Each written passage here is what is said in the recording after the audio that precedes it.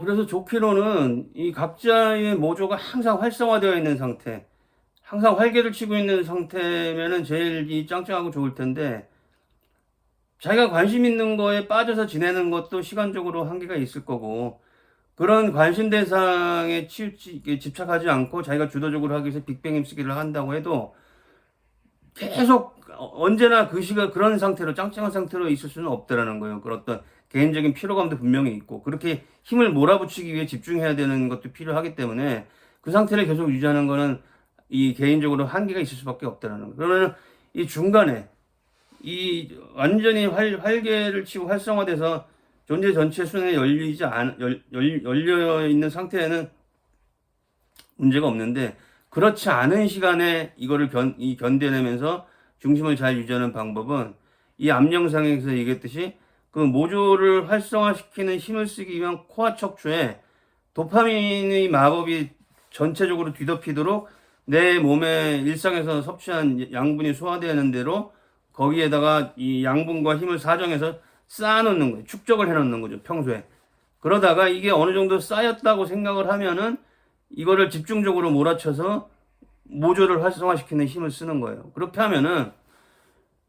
평소에 항상 모조를 활성화시키기 위해서 애쓰려고 하기보다 그렇게 해서 효율도 별로 없으니까 어차피 그 소화하고 이 섭취하는 게 반복되는 시간 중에는 거기다가 애써봐 그걸 그 정점의 상태에 놓기 위해서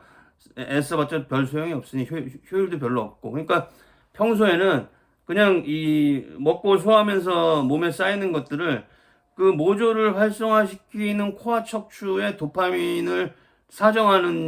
사정해서 쌓아놓는 거. 그걸로써 축적을 해서 이 중심을 바로잡아가고 어느 정도 쌓이고 시간이 지나면서 어느 정도 그게 쌓여서 이제 좀 힘을 쓸만하다 할 때 그게 이제 대체적으로 하루에 양분 섭취와 소화가 끝나고 나고 나면은 오후 늦게나 이렇게 그런 힘이 쌓였을 때 그 힘을 써서 그 낮 시간 동안의 틀어진 균형을 다 바로잡아주고 그렇게 해서 그런 하루 일과를 원활하게 순환할 수 있도록 하면은 이게 모조가 완전히 활성화되지 않은 상태, 그걸 굳이 막 항상 정점의 상태 놓지 않더라도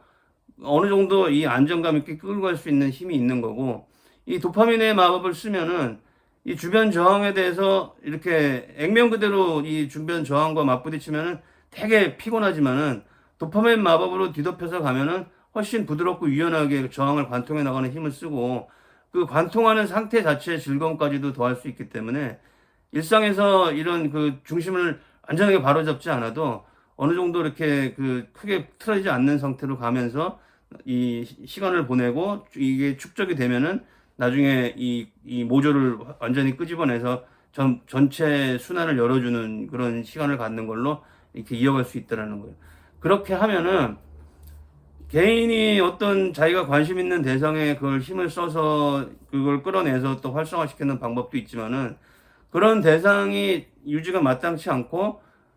그런 대상이 없다고 해서 있는 힘도 못 쓰고 좌절하고 그렇게 힘들어하지 않아도 내가 일상에서 식단을 간소화해서 빈 공간에 힘을 끌어내고